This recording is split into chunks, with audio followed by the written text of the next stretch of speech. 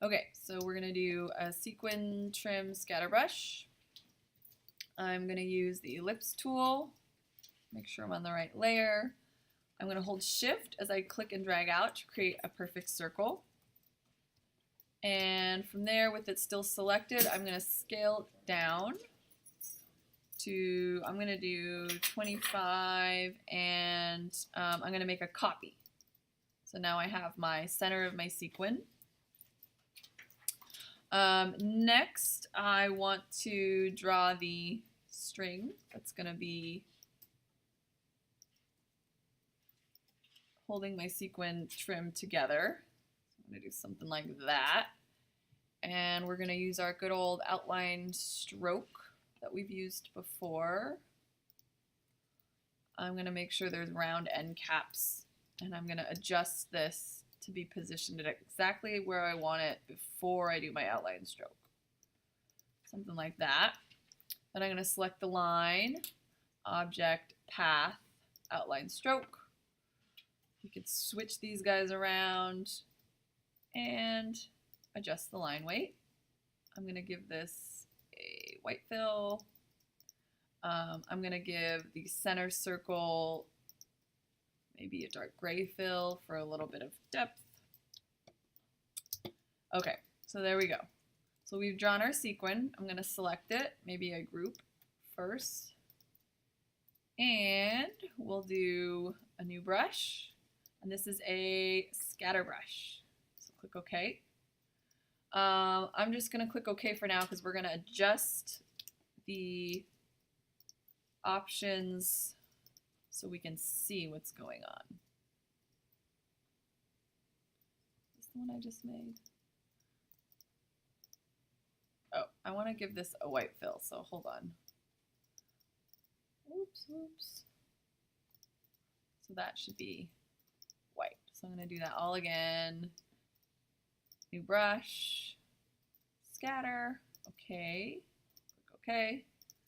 And now this line I'll apply. Okay, so now I'm going to double click the scatter brush, and I'm going to make sure preview is checked so that when I adjust these, I'll be able to see what's going on. So here you can scale size. So you can adjust size. Spacing, I definitely want these to be closer. And then the other thing that you want to make sure you do is rotation relative to path. So if I have rotation relative to page, no matter what this line's doing, this sequin is going to be straight up and down like this. It's not going to change. If I have the rotation relative to path, it's going to rotate based on what the path is doing. So that's the one I want. And I'm going to click OK. We'll leave the strokes as they were. So that's what we started with. And now that's what we ended with. And we can even do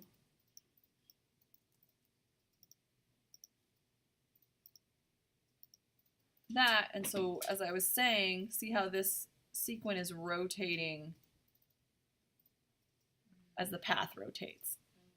If I had rotate relative to page, they're all going to just be stacked. So it's always going to be straight up and down like this, which might not work on like a major curve. So click OK. If you want to add color, so I'm going to go into isolation mode for this. You can make the fill light gray. Maybe you do that as well. And you can add that. Brush.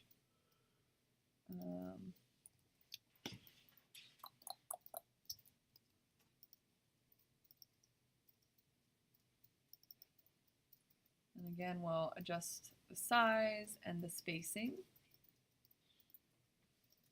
We'll make it relative to the path.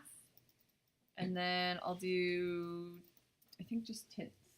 Let me double check. I don't do brushes often. Tints. Click OK.